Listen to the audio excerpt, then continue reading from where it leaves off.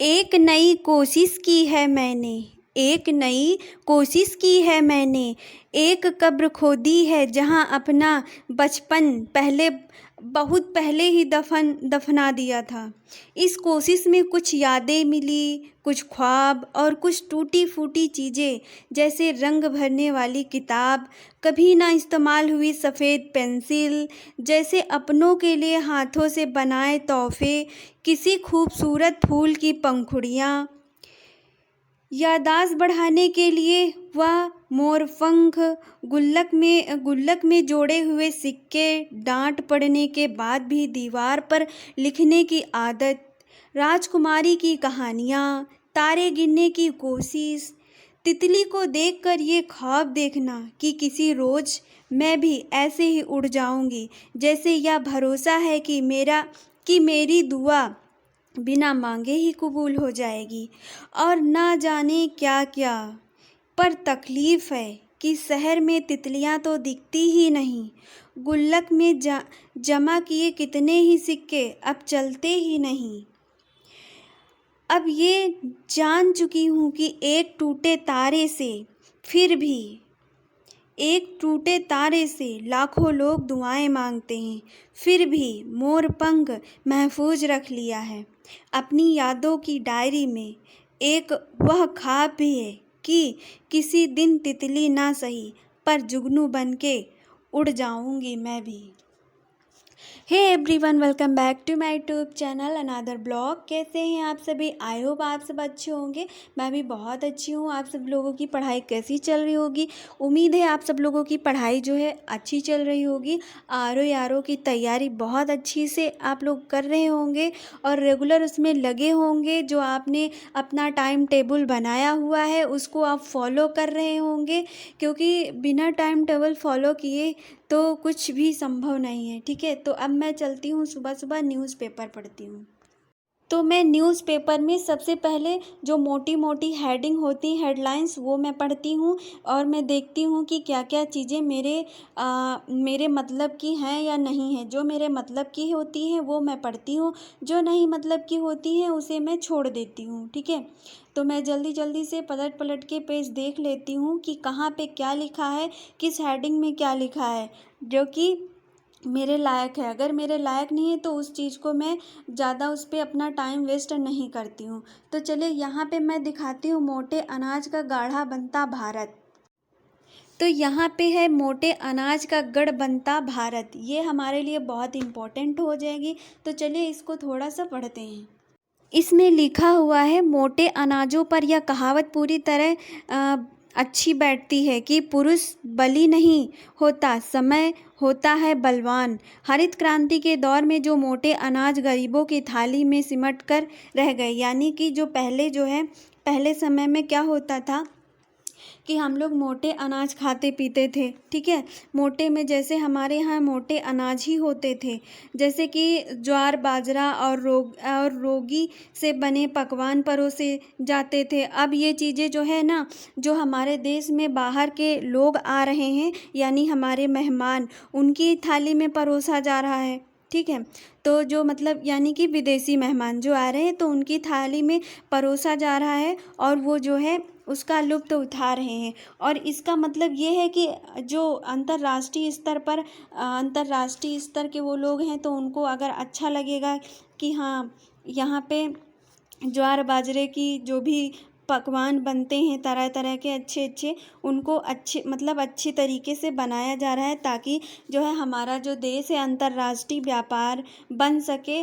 और ही सारी चीज़ों में, जो कि उनमें से ज्वार बाजरा हो गया, मक्का हो गया, और जो है ये सब चीज़ें जो हैं हमारे पहले, जो हम लोग जब छोटे थे या फिर जब पापा लोगों के समय में, जब पापा लोग छोटे थे तो हमारे यहाँ यही सारी चीज़ें होती थी, लेकिन अब नहीं हो रही। अब केवल गेहूँ और धान होता है।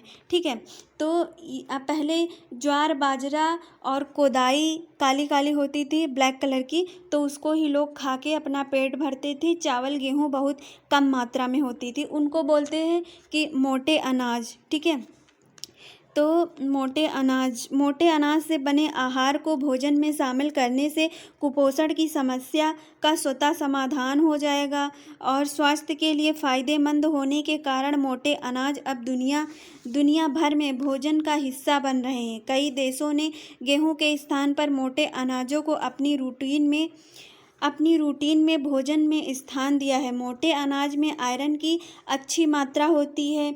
ये ग्लूटेन फ्री होने के बहुत सारे इसके फ़ायदे होते हैं। ठीक है, मोटे अनाजों को खेती अधिकतर छोटे सीमित किसान ही करते हैं, लेकिन और इसमें जो है मोटे अनाजों में उगने के लिए पानी की बहुत कम मात्रा होती है। तो पहले आप लोग जानते होंगे कि सबसे पहले हमारे यहाँ पानी की मात्रा बहुत कम होती थी। तो जब बारिश वारिश होती थी उसी का इंतज़ार लोग करते थे। पहले जो है इतने गरीब लोग थे कि वो एक बोरिंग नहीं करवा पाते थे।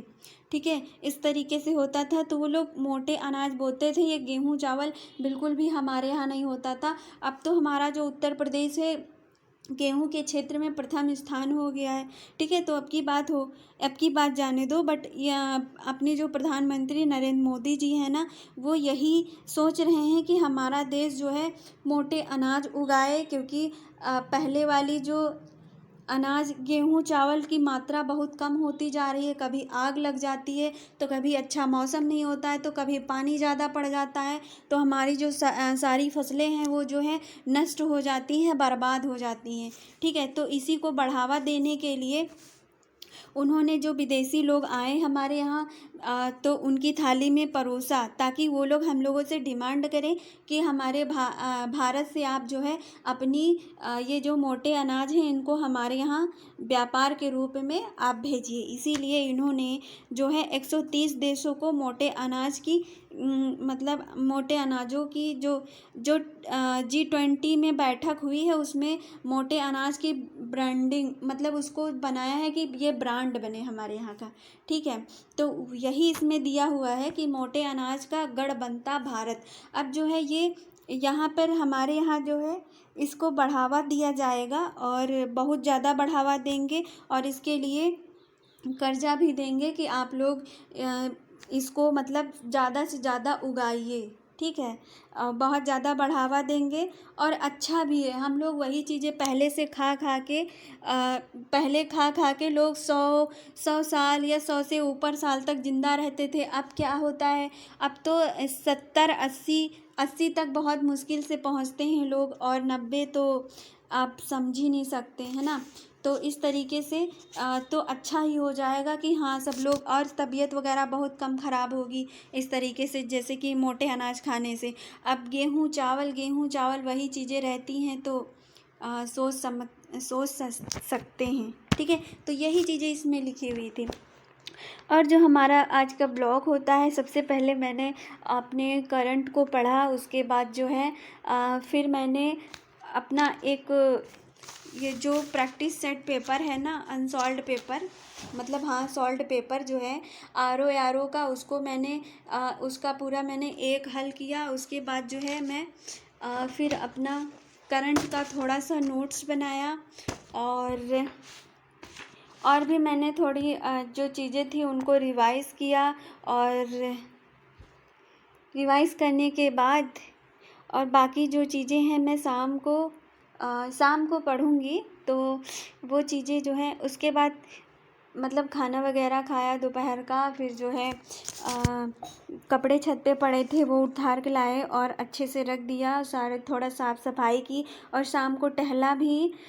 तो उसके बाद जो है बाकी जो वीडियो है उसमें का वो कल आपको मिल जाएगा। इतना मैंने सोचा कि ब्लॉगिंग तो आप लोगों को दिखानी, आप लोग बोलने लगते हैं कि ना कि मतलब आज नहीं आया आपका ब्लॉग, आज नहीं आया, तो मैंने सोचा क्योंकि ब्लॉग बनाना डेली बहुत मुश्किल काम हो जाता है, इसीलिए मतलब दूसरे दिन के बाद मिलते हैं। ठीक है, तो आई होप दोस्तों आज का जो हमारा ब्लॉग है वो आप लोगों को कैसा लगा, और अच्छा लगा होगा तो प्लीज़ लाइक कमेंट शेयर, और अगर आपकी मर्ज़ी हो तो करिएगा, नहीं तो कोई बात नहीं,